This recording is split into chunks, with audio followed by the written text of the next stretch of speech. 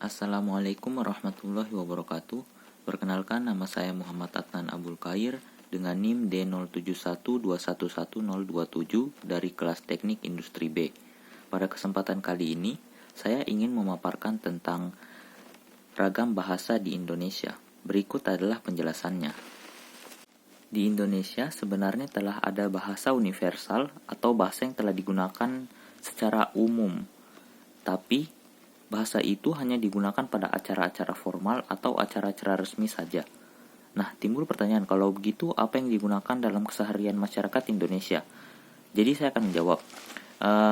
Yang digunakan dalam keseharian masyarakat Indonesia yaitu bahasa Indonesia yang telah bercampur dengan logat atau bahasa daerah tersebut.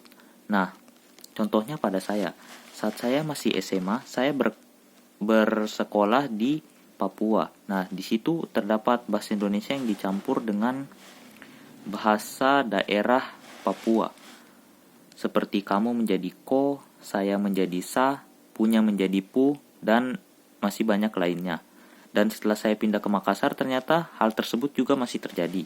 Bahasa Indonesia dicampur dengan bahasa daerah Makassar. Setelah apa yang saya sampaikan tadi, saya ingin menyampaikan tentang pengklasifikasian ragam bahasa di Indonesia berdasarkan cara penuturannya. Simak pembahasannya sebagai berikut. Nah, masuk ke pembahasan pertama, yaitu ragam dialek atau daerah. Ragam dialek yang biasa terlihat yaitu pada pelafalan. Biasanya terdapat pada huruf-huruf tertentu dan kalimat-kalimat tertentu yang menjadi ciri khas bahasa daerah tersebut. Dan yang paling terlihat perbedaan dalam logat ini yaitu tata bunyinya. Ciri khas dari tekanan, naik turunnya nada, dan panjang pendeknya bunyi membangun aksen yang berbeda-beda pada setiap daerah. Contoh dari ragam dialek atau daerah ini adalah sebagai berikut. Oi, kau mau kemana? Oh, saya mau beli kopi di warung. Contoh tadi adalah contoh penggunaan ragam dialek di Papua. Kita masuk ke yang kedua, yaitu ragam terpelajar. Tingkat pendidikan penutur bahasa Indonesia juga mempengaruhi penggunaan bahasa Indonesia. Bahasa Indonesia yang digunakan oleh kelompok penutur berpendidikan tampak jelas perbedaannya dengan yang digunakan oleh kelompok penutur yang tidak berpendidikan, terutama pada pelafalan kata yang berasal dari kata serapan. Contohnya seperti orang yang terpelajar menyebut video dan orang tidak terpelajar menyebutnya menjadi video. Film menjadi film, fajar menjadi pajar, dan masih banyak contoh lainnya. Oke, yang selanjutnya yaitu ragam resmi. Ragam resmi adalah bahasa yang digunakan dalam situasi resmi atau formal, seperti pertemuan-pertemuan, peraturan-peraturan, dan perundang-undangan. Ciri-ciri ragam bahasa resmi adalah sebagai berikut. Menggunakan unsur gramatikal secara eksplisit dan konsisten. 2. Menggunakan imbuhan secara lengkap. 3. Menggunakan kata ganti resmi. 4. Menggunakan kata baku.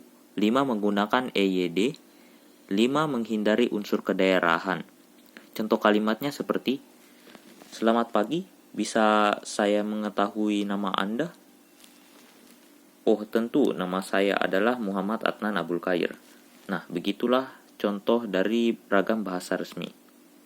Dan yang terakhir yaitu ragam tidak resmi. Ragam tidak resmi adalah ragam bahasa yang digunakan dalam situasi yang tidak resmi, seperti berbicara dalam pergaulan atau percakapan pribadi. Ciri-ciri ragam bahasa tidak resmi merupakan kebalikan dari ragam bahasa yang resmi. Ragam bahasa resmi atau tidak resmi ditentukan oleh tingkat keformalan bahasa yang digunakan. Semakin tinggi tingkat kebakuan suatu bahasa, berarti semakin resmi bahasa yang digunakannya. Sebaliknya, semakin rendah tingkat keformalannya, semakin rendah tingkat kebakuan bahasa yang digunakan. Contohnya yaitu seperti berikut. Halo bro, lagi ngapain nih?